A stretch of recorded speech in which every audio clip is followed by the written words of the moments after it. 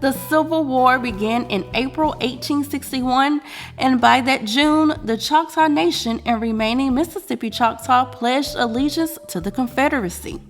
Because of how Southern history is framed, that might be surprising, but let's break it down. Since the Mississippi Choctaw refused to go on the Trail of Tears, they were ignored by the federal government and lived in abject poverty.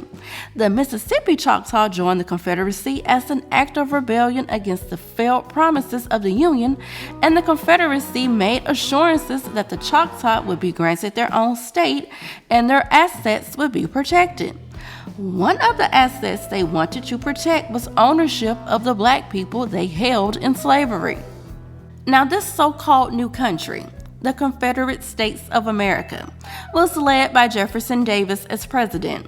He was raised in Kentucky but made his fortune as a young man in Mississippi and served in the U.S. Senate representing the state. He was born to a Scots-Irish mother and Welsh father. As we know, Wales is also a Celtic country, so we are seeing another Remic connection. The Mississippi Choctaw wavered in their loyalty to the Confederacy, but ultimately remained attached until the Civil War ended in May 1865. This leads us to an issue that has yet to be resolved between certain Native American tribes and some Black Americans. Although the Confederacy lost the Civil War, the Choctaw refused to emancipate their slaves. Now, they were not the only tribe doing this, but for this video, we are going to focus on the Choctaw.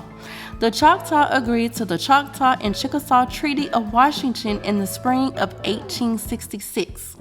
In the treaty, the Choctaw agreed that the emancipated slaves would be granted tribal citizenship and the same rights and protections as those given to the existing tribal members. The emancipated slaves and their descendants are known as Choctaw freedmen. Some of these freedmen had Native American ancestry, but they were not awarded the social ranking of a full-blooded Choctaw or one who was mixed with European ancestry. Over the years, measures have been taken to purge Choctaw freemen from the tribe and block the enrollment of new members.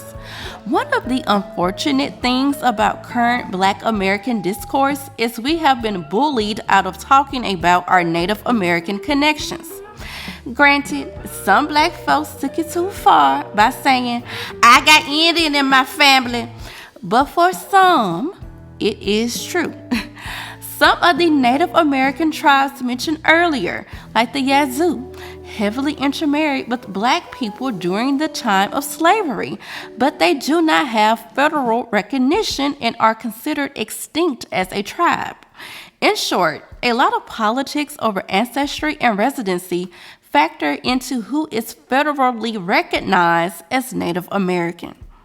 If you are Black American and someone in your family mentions a Choctaw background, keep in mind you might not be ethnically Choctaw, but you are possibly a Choctaw freedman descendant.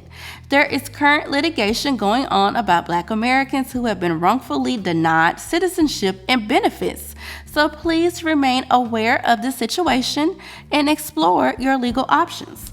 But getting back to the 19th century, the lingering tension between the Choctaw and Black Americans stems from the failure of Reconstruction.